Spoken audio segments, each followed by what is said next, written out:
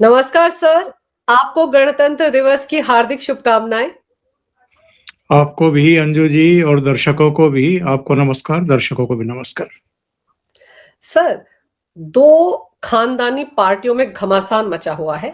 कांग्रेस में तो शकील अहमद किनारा भी कर चुके हैं कांग्रेस से, लेकिन अभी भी भड़ास निकाल रहे हैं राहुल गांधी के खिलाफ। तानाशाह है, इनसिक्योर है, ये सारी बातें बोली जा रही हैं। कुछ सीन मैं आपको याद दिलाता हूं और फिर एक पत्र का उल्लेख करूंगा और फिर उसी संदर्भ में शकील अहमद के जो ताजा बयान है इन पर चर्चा आ जाएगी।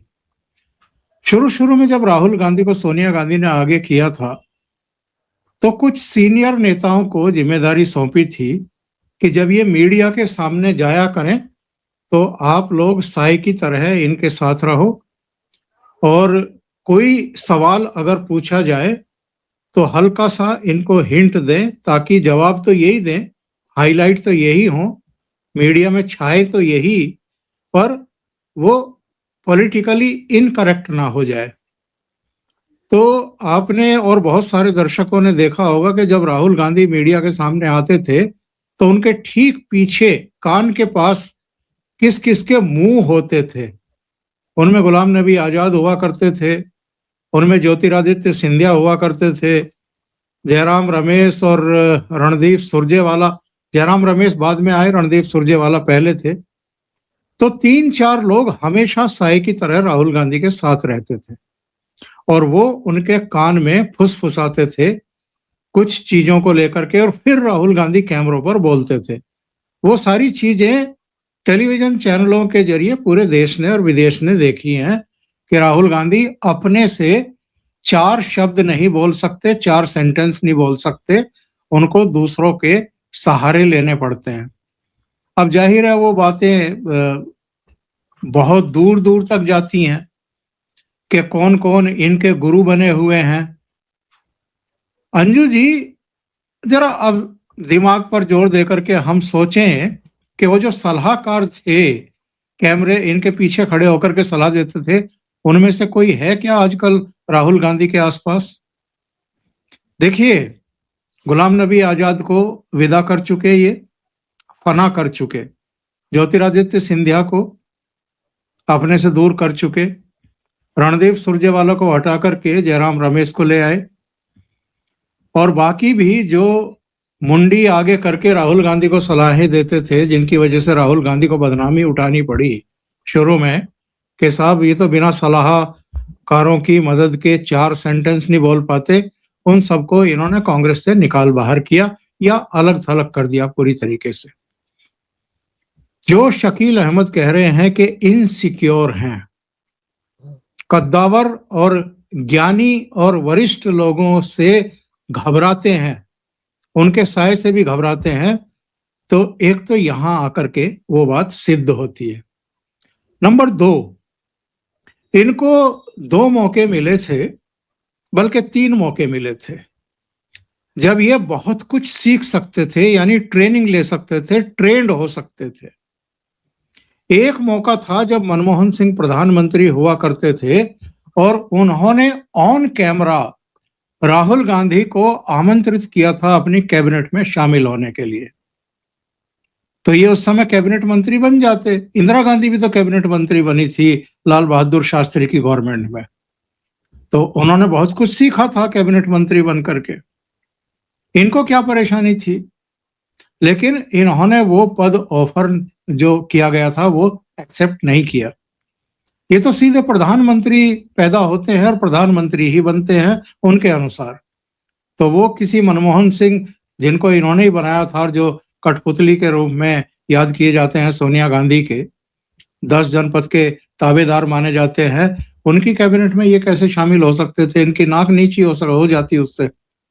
तो ये शामिल नहीं हुए और कुछ सीख भी नहीं पाए कि गवर्नमेंट चलती कैसे है, एक मंत्रालय ही कैसे चलता है, कैसे नीतियां बनती हैं, किन किन का योगदान होता है एक विधेयक तैयार करने में या नीतियां तैयार करने में, यही पता कर पाते तो शायद कुछ परिपक्वता आती। दूसरा मौका था 2014, जब नरेंद्र मोदी प्रधानमंत्री बने और कांग्रेस की सरकार दफ्तर से बाहर गई। और बुरी हार हुई, 44 सीटों पर सिमट गई।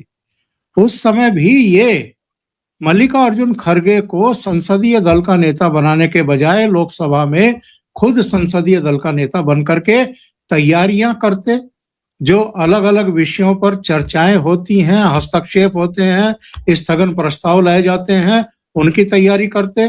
वो सब चीजें होती कैसे हैं, तैयारी कैसे होती है, किसी विषय पर रिकॉर्ड कैसे सर्च टीम मंगाती है, देती है, तैयार करती है, पॉइंट्स बनाती है, वो सब सीखते। और जो नेता प्रतिपक्ष का पद आपको नहीं मिला सीटें कम रहने की वजह से, पर आप संसदीय दल का नेतृत्व करते हुए ये अच्छी तरीके से सीख पाते कि साहब सरकार की नीतियों का किस तरीके से विरोध किया जाता है। फिर तीसरा मौका इनको मिला था 2019 में। ठीक है, उस समय भी इतनी सीटें नहीं आई, 52 पर अटक गई कांग्रेस, लेकिन तब अधीर रंजन चौधरी को बना दिया। और दोनों, एक दक्षिण से आते थे, दूसरे पश्चिम बंगाल से आते थे। हिंदी पर पकड़ ना उनकी अच्छी थी ना इनकी अच्छी थी। एक्सेप्टेंस उत्तर भारत में ना अधीर रंजन चौधरी की थी ना मल्लिकार्जुन खड़गे की थी। तो इन्होंने मल्लिकार्जुन खड़गे की जगह, जब वो हार गए गुलबर्गा से, तो अधीर रंजन चौधरी को संसदीय दल का नेता बना दिया। ये 2024 में नेता प्रतिपक्ष तब बने जब नेता प्रतिपक्ष की जितनी सीटें आ गई कांग्रेस की। यानी आपको तो संवैधानिक पद पर ही रहना है, सुख सुविधाएं ही लेनी है, जिम्मेदारी नहीं लेनी है। क्योंकि आपकी फिर विदेश यात्राएं कैसे होंगी अगर आप जिम्मेदारी लेंगे तो। अभी तो संसद के 7 दिन बचे हुए थे शीतकालीन सत्र के, और आप विदेश निकल गए घूमने के लिए। कहा गया कि साहब फला जगह जो है एक बहुत ही अहम प्रोग्राम था, 101 देशों का कोई सम्मेलन था, पता नहीं वो कहाँ सम्मेलन हुआ है, उसकी कोई फुटेज तो सामने आई नहीं। तो राहुल गांधी का जो कुल मिलाकर के तौर तरीका है वो ये है कि फुल एंजॉय, फुल पावर, पूरे ऐशो आराम, बढ़िया गाड़ी में धूल उड़ाते हुए एस्कॉर्ट्स, आगे पीछे एसपीजी के समतुल्य Z+ कैटेगरी की पूरी जो है सिक्योरिटी, और जब जी चाहे तब देश में रहो, जब जी चाहे एक रात को सोने वाले कपड़े पहन करके आप चप्पल पैर में डाल करके पार्लियामेंट आओ, जब मन करे विदेश उड़ जाओ। तो बिना किसी जवाबदेही के, बिना किसी जिम्मेदारी के राजकुंवर जैसी जिंदगी, प्रिंस जैसी जिंदगी, और कोई पार्टी के भीतर सवाल खड़े ना करे, कोई बाहर का कोई सवाल खड़े ना करे, इससे बढ़िया मौज मस्ती वाली और जवाबदेही शून्य। पार्टी 92 बार हार रही है राज्यों में या 100 बार हार रही है, इससे इनकी सेहत पर कोई फर्क नहीं पड़ रहा है। ये प्रधानमंत्री ही बनेंगे जब बनेंगे, उससे नीचे कोई पद इनको एक्सेप्ट स्वीकार ही नहीं है। तो ये जो स्थितियां पैदा कर दी हैं, और गुलाम नबी आजाद ने भी अपनी चिट्ठी में क्या लिखा था सोनिया गांधी को, उन्होंने लिखा था कि इनका जो ऑफिस है, रागा का जो ऑफिस है, वो बड़े से बड़े कांग्रेस के समर्पित कार्यकर्ताओं, नेताओं को भी कोई तवज्जो नहीं देता है। और वो तवज्जो नहीं देता मतलब राहुल गांधी तवज्जो नहीं देते हैं, वरना ऑफिस में बैठे हुए लोगों की क्या औकात है, क्या हैसियत है, क्या हिमाकत है कि वो इतने बड़े सीनियर नेता जो इंदिरा गांधी के साथ काम कर चुके हों, संजय गांधी, राहुल गांधी, राजीव गांधी के साथ काम कर चुके हों, जो सीताराम केसरी, पीवी नरसिम्हा राव के साथ, मनमोहन सिंह के साथ उनकी कैबिनेट में रह चुके हों, 36 साल तक महासचिव रहे हों पार्टी के, CWC के मेंबर लगातार रहे हों, जम्मू कश्मीर के मुख्यमंत्री रहे हों, और उनकी मेल का जवाब ना दें कि मैं राहुल गांधी से मिलना चाहता हूं, तो उनकी कोई हैसियत नहीं है। यानी राहुल गांधी ही नहीं मिलते हैं किसी से। तो जो कुछ शकील अहमद ने कहा है वो 100% सही है। उन्होंने कहा कि 5 साल हो गए मुझे भी, मैंने इनसे टाइम नहीं मांगा। क्यों नहीं मांगा? क्योंकि टाइम आप मांगे और आपको टाइम ना मिले, तो इससे बड़ा अपमान तो कोई हो नहीं सकता। तो ये स्थितियां परिस्थितियां कांग्रेस के भीतर पैदा कर चुके हैं ये। पर सर, अब तो जैसे कि मुस्लिम वोट बैंक को लेकर जो मारामारी मची हुई है, महाराष्ट्र के नतीजे जो आए हैं अभी बीएमसी वगैरह के, उसके बाद से तो असदुद्दीन ओवैसी ने तो इन सब की वाट लगा दी, सेंधमारी हो गई है। उसके बाद अब वो राशिद अल्वी जो कांग्रेस के नेता, अब तो वो भी कहने लगे हैं कि मुसलमानों को तवज्जो ही नहीं देती है कांग्रेस, उनका इस्तेमाल करती है, यूज एंड थ्रो की नीति अपनाती है उनको लेकर। वो नसीमुद्दीन सिद्दीकी जो बीएसपी का नेता था, यहां आ गया था 8-9 साल के बाद, उसने भी पार्टी छोड़ दी, यही कहा कि जो करने आया था वो करने नहीं दिया जा रहा है। तो अब तो कांग्रेस जो है वो मुस्लिम विरोधी भी उन्हीं के नेता बता रहे हैं, शकील अहमद, राशिद अल्वी, नसीमुद्दीन, ये कौन है? अब बेचारे राशिद अल्वी इतने सालों से पड़े हुए हैं कांग्रेस में, वो भी बहन मायावती के पास से आए थे और उनको राज्यसभा में नहीं भेज पा रही है कांग्रेस। ये छोटी मोटी पीड़ा है क्या? अलग अलग मौकों पर इस खतरनाक आदमी के स्टेटमेंट देखिए, वो देश विरोधी बातें करते हैं ये। शकील अहमद तो चलो खानदानी राजनीतिज्ञ हैं और बहुत समझदार और बहुत संतुलित बयान देने वालों में से हैं, लेकिन जहां तक नसीमुद्दीन सिद्दीकी का सवाल है या राशिद अल्वी का सवाल है, तो ये तो एक ऐसी जगह से आए हैं जहां भ्रष्टाचार जो है वो सिर चढ़ करके बोलता रहा है। आज मायावती की भी जो दुर्दशा है, दुर्गति है, वो क्यों है? क्योंकि मुख्यमंत्री रहते हुए वो बहुत ही एरोगेंट हो गई थी, हाथियों के पार्क खड़े कर रही थी अपने और काशीराम के 7-7 फुट के नहीं, कई कई गुना फुट के जो है अपनी मूर्तियां स्थापित करवा रही थी। तो पब्लिक है, ये सब जानती है, और पब्लिक सही समय आने पर जो है लोगों को जमींदोज करना भी जानती है। जो बहुजन समाज पार्टी को, अंजू जी, 2007 में 30% से ज्यादा वोट शेयर मिला था उत्तर प्रदेश में, 206 सीटें मिली थी, और ये 5 साल के लिए मुख्यमंत्री बनी थी इंडिपेंडेंटली, बिना किसी के कंधों का सहारा लिए हुए। 2012 तक 5 साल रही। वो पिछले विधानसभा चुनाव में वोट शेयर कितना रह गया घट करके? 12%। और सीटें एक, 403 में से 403 के सदन में एक एमएलए, और पार्लियामेंट में एक राज्यसभा का मेंबर है जिसका कार्यकाल अक्टूबर-नवंबर में खत्म हो रहा है।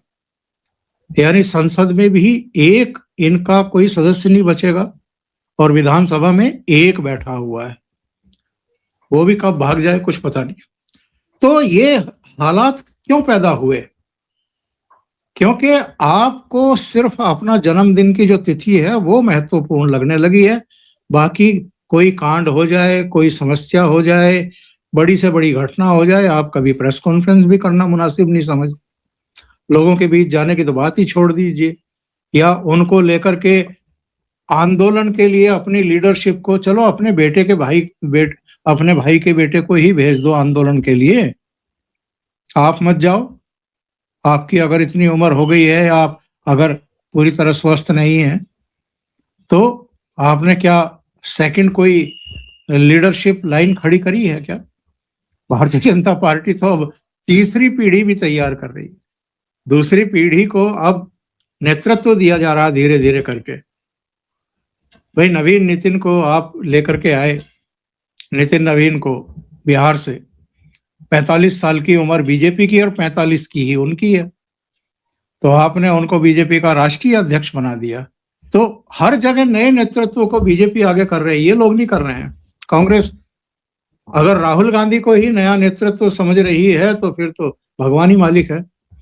एक ऐसा 80 साल से ऊपर का अध्यक्ष बना रखा है जो पार्लियामेंट में खड़े होकर के कहते हैं कि मेरा जन्म तो सोनिया गांधी की वजह से हुआ है, मेरे को तो इन्होंने अध्यक्ष बनाया है। ये जो स्थितियां परिस्थितियां हैं, ये कहां ले जाकर के छोड़ेंगी? और ये बात तो सही है कि अकेले मुसलमानों का मोह भंग नहीं हो रहा है, एक एक करके सभी कांग्रेस से काफी नाराज हैं। अब ये 2024 में जो कुछ हुआ है, ये एक अपवाद है कि आप 52 से 99 पर पहुंच गए। 2029 में देखिएगा क्या हाल होगा। और अभी राज्यों में देख लीजिए क्या हाल हो रहा है। राहुल गांधी को कितना मौका और दिया जाएगा वो भी एक बड़ा सवाल है, लेकिन जिस तरह से एक साथ बहुत से लोग राहुल गांधी के खिलाफ उठ खड़े, अब तो मुखर स्वरों में बोल रहे हैं, आपको लगता है कि पार्टी के अंदर इस ऊहापोह का, इस उथल पुथल का फायदा प्रियंका गैंग को मिलेगा? प्रियंका वाड्रा चमक कर सामने आएंगी, ऐसा लगता है आपको कि ये भी कोई रणनीति चल रही है पार्टी के अंदर?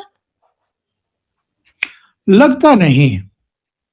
सोनिया गांधी का सारा लाड़ प्यार ध्यान सब राहुल गांधी की तरफ है। उनका वश चलता तो वो प्रियंका वाड्रा को अमेठी और रायबरेली की सरहदों से बाहर निकलने ही नहीं देती।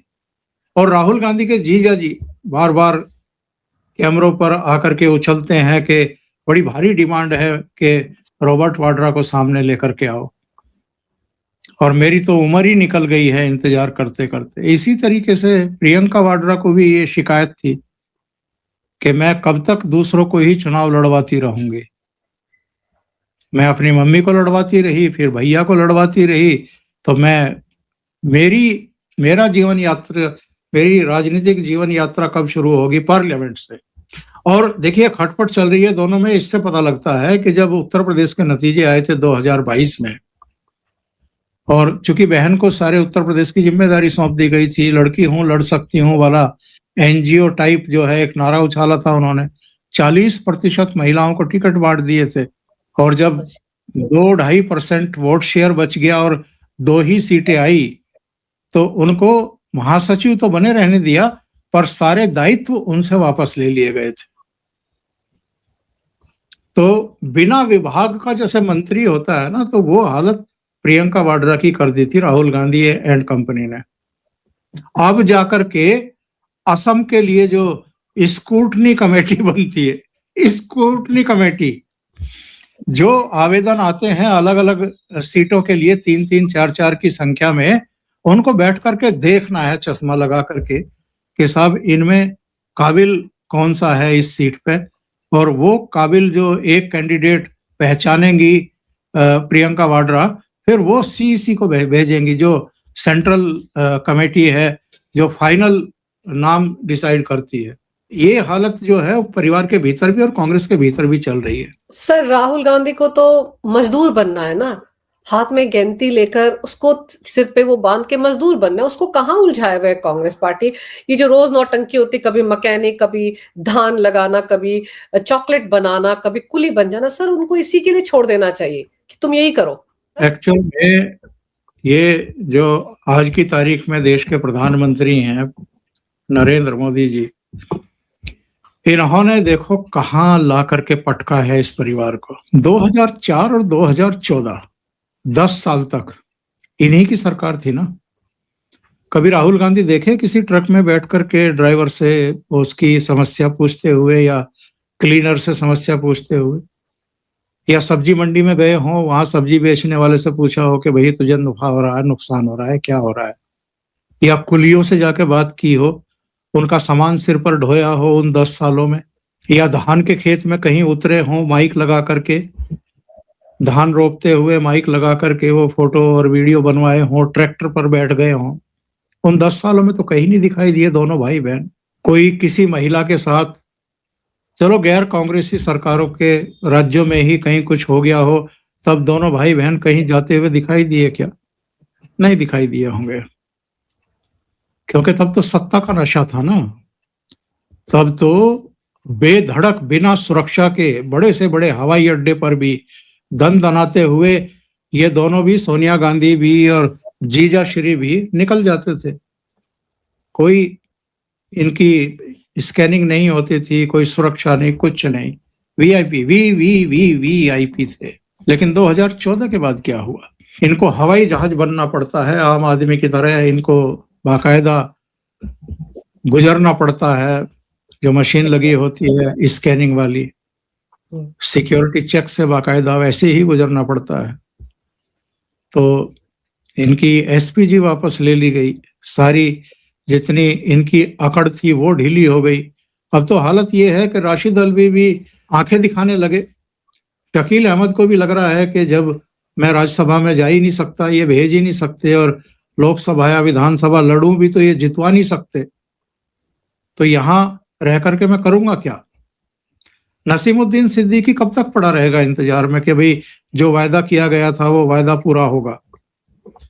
तो एक एक करके इनका पानी उतर चुका है, इस परिवार का पानी उतर चुका है, और सबको अब पता लग गया है। मुझे एक बात और बताइए, अच्छा ध्यान आया, ये जो मॉस्को में राष्ट्रपति पुतिन का इंटरव्यू हुआ था और अरुणपुरी से लेकर के कलीपुरी और सब लाइन लगा करके वहां पहुंचे हुए थे, वो कैसे हुआ? अब तमाम तरह की अटकलें हैं, लेकिन जो मेरी बुद्धि कहती है, मेरा एक्सपीरियंस कहता है, वो ये है कि जब तक विदेश मंत्रालय सक्रिय ना हो या पीएमओ से कोई मैसेज ना गया हो आपके मॉस्को पुतिन के ऑफिस में, तब तक किसी मीडिया हाउस को इंटरव्यू पुतिन साहब नहीं देंगे। बिल्कुल ठीक है, तो ये कैसे हुआ और ये कितना बड़ा झटका है 10 जनपद को, सोनिया गांधी के परिवार को। इंडिया टुडे के कवर पेज पर साल में 1 या 2 कवर स्टोरी होती थी राहुल गांधी को लेकर के, और हर बार कभी उनको मैच्योर, कभी कुछ और कभी कुछ, और ये और मुकाबला सीधे नरेंद्र मोदी से मुकाबला उनका दिखाते हुए। आप देख लो, जब से राहुल गांधी सक्रिय हुए हैं तब से किस किस तरह की कवर स्टोरी, इतना प्रमोट इनको किया जाता था इंडिया टुडे ग्रुप की तरफ से। तो क्या मैसेज दिया है मोदी ने? बड़ा धीरे से, बिना कहे संकेतों में बताया जाता है मीडिया हाउसेस को। तो कहा गया कि भाई पुरी साहब, ठीक है, आप राजीव गांधी के बाल सखा रहे होंगे, दोनों स्कूल में साथ पढ़े होंगे, आप बड़ा एहसान समझते होंगे इस परिवार का, लेकिन अब इस परिवार की इतनी हैसियत नहीं बची है, इतनी औकात नहीं बची है कि ये आपको राष्ट्रपति पुतिन का इंटरव्यू मैनेज करा सके। आपको नेशनल इंटरनेशनल लेवल पर अगर चर्चित होना है, अपना ब्रांड स्थापित करना है, तो इसके लिए नरेंद्र मोदी ही आपके मददगार हो सकते हैं, 10 जनपद नहीं। ये छोटा मोटा सदमा है क्या इस परिवार के लिए? और अर्णब गोस्वामी से लेकर के तमाम लोग भले ही भन्ना रहे हों कि साहब हम तो चापलूसी करते, चमचागिरी करते करते थक लिए, बदनाम भी हो गए, लेकिन इंटरव्यू अरुणपुरी का मीडिया हाउस ले उड़ा। लेकिन ये एक मैसेजिंग होती है और सारे मीडिया हाउसेस के लिए है ये, कि जिस 10 जनपद की चापलूसी में अभी भी लगे हुए हो, पूरा इकोसिस्टम, वहां से आपको चवन्नी नहीं मिलनी है। अब वहां से आप अपने कैरियर आगे नहीं बढ़ा सकते, अपने मीडिया हाउस की ब्रांडिंग नहीं कर सकते। सर, आप शशि थरूर साहब को देख लीजिए ना, वो केरल में पीएम मोदी के साथ कार्यक्रम में थे, यहाँ पार्टी की बैठक हो रही थी, गए ही नहीं, पहुंचे ही नहीं, या मन से नहीं जाना चाहते थे वहां पर। तो वो भी तो संदेश दे ही रहे हैं इनको। इनके साथ आज की तारीख में जो सीनियर लीडर्स हैं वो कहाँ दिखते हैं सर, सिवाय मल्लिकार्जुन खड़गे के? और उनके साथ कैसा व्यवहार होता है वो जग जाहिर है सर। मैंने एक बार पहले भी कहा था आपके प्रोग्राम में, और उस बात की पुष्टि शकील अहमद के बयान से हो गई। मैंने कहा था कि जो सीनियर हैं इस समय कांग्रेस में, उनके साथ राहुल गांधी असहज महसूस करते हैं। वो जिसको फर्स्ट नेम लेकर के बुला सकते हैं, कमल, ये उसके साथ सहज है या उनके साथ बैठ सकते हैं। बाकी लोगों के साथ तो ना बैठना चाहते हैं, ना बैठ सकते हैं, और ना ही उनके साथ संवाद करने की इनकी स्थिति, हैसियत है, काबिलियत है। पैराशूट से उतरे हैं, कितनी अकल है ये अब हमें बताने की जरूरत नहीं है, एक्सपोज हो चुके हैं बहुत बुरी तरीके से। भारत जोड़ो पूरी यात्रा के दौरान कैथल में, कुरुक्षेत्र में प्रेस कॉन्फ्रेंस में जो बयान दिया था इन्होंने कि क्या कौरव पांडवों ने अपने जमाने में जीएसटी लगाई थी, तो ये जो है, ये यहाँ का ऊपर का माला जो है ना, एकदम जिसको कहते हैं कि काम ही नहीं करता है, या आउट ऑफ सिलेबस अगर कोई पूछ ले कहीं सवाल तो क्या हालत होती है। बहुत सारे वीडियो पड़े हुए हैं, आप देखिए उसको जाकर के। कितना मतलब ये पॉज लेते हैं और एक एक डेढ़ डेढ़ मिनट तक चुप रह जाते हैं, कभी ये बहाना कभी वो बहाना। और अभी जब ये विदेश से लौट करके सीधे कर्नाटका में शायद या तमिलनाडु में कहीं किसी प्राइवेट स्कूल में गए थे, वहां किसी बच्चे ने कोई सवाल पूछ लिया था एजुकेशन सिस्टम को लेकर के, तो वो चीन में क्या टेक्नोलॉजी को लेकर के और प्रोडक्शन को लेकर के वो सारे ज्ञान उंडेल दिए राहुल गांधी ने, लेकिन एजुकेशन सिस्टम में क्या बदलाव होने चाहिए इसका ना उन्हें पता था ना उस पर वो आए। पता लग रहा है कि भाई कुछ नहीं है, कोई किस्सा ही नहीं है, कोई ज्ञान ही नहीं है। जी सर, राहुल गांधी की तो छिल उतार ही दी है शकील अहमद और बाकी सारे गैंग ने, लेकिन इधर लालू प्रसाद यादव के घर में भी तो बवाल मचा हुआ है। वो कार्यकारी अध्यक्ष बन गया, तेजस्वी तो बहन ने मुंह फुला लिया है, रोहिणी आचार्य ने क्या क्या ट्वीट कर दिया उसको लेकर, क्या हो रहा है वहां पे? रोहिणी भी नाराज है, तेज प्रताप भी नाराज है, बताते हैं मीसा भी नाराज है, कई कई बहनें नाराज हैं, राजलक्ष्मी और दूसरी जो जितनी है वो कैप्टन अजय यादव के यहाँ जो उनकी बहू है, उनके बेटे की पत्नी है, वो भी नाराज है। 3-4 बहनें नाराज है, काफी नाराज है। तेज प्रताप भी नाराज है, राबड़ी देवी भी फंसी हुई हैं। लालू यादव ने तो अभी पिछले दिनों जो वो दही चूड़े का प्रोग्राम किया था तेज प्रताप ने, और अपने ही घर में 3 अलग-अलग लोगों को कार्ड दे करके आया था, बड़ा हास्यास्पद था वो। एक कार्ड लालू यादव को थमा करके फोटो खिंचवा रहे हैं, फिर दूसरा कार्ड अपनी मम्मी को दे करके फोटो खिंचवा रहे हैं, तीसरा कार्ड तेजस्वी को दे करके फोटो खिंचवा रहे हैं। अरे भाई, लालू यादव को दे देते उतना ही काफी था। और वैसे भी अपने परिवार में कौन कार्ड देता है, कौन फोटो खिंचवाता है, कौन वीडियो जारी करवाता है? जाते वहां जाकर के सबको कहते कि भाई दही चूड़े का प्रोग्राम रखा है, गवर्नर भी आ रहे हैं, बाकी लोग भी आ रहे हैं, आप लोग भी आ जाइए। एक मैसेज जाएगा कि परिवार, चलो थोड़ा बहुत झगड़ा टंटा हुआ लेकिन सब एक हैं।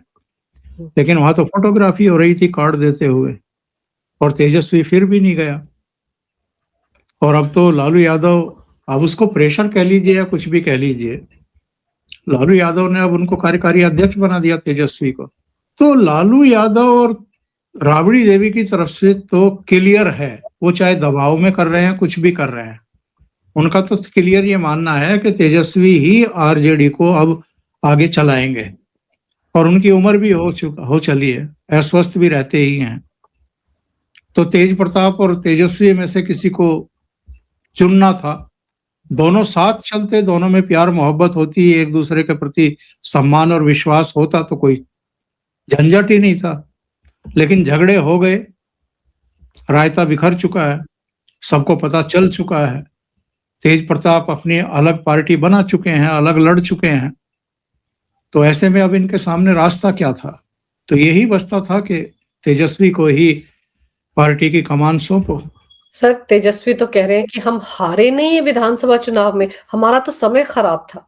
वो राहुल गांधी के साथ मोटरसाइकिल पे घूमे हैं ना जब ये यात्रा में, तो थोड़ा बहुत तो असर होता ही है ना। वरना एक लंबा दौर गुजरा है इस भारतीय राजनीति में, जो भी जनता के द्वारा जिनको जनादेश होता था कि आप विपक्ष में बैठिए, वो गर्दन नीची करके, सिर झुका करके जनता के आदेश को स्वीकार करते थे विनम्रता से। ये कहते थे कि ठीक है, जो कमियां रह गई हैं, जो हमसे गलतियां हुई हैं, हम उनकी समीक्षा करेंगे, कोशिश करेंगे जनता का फिर से विश्वास जीतने की।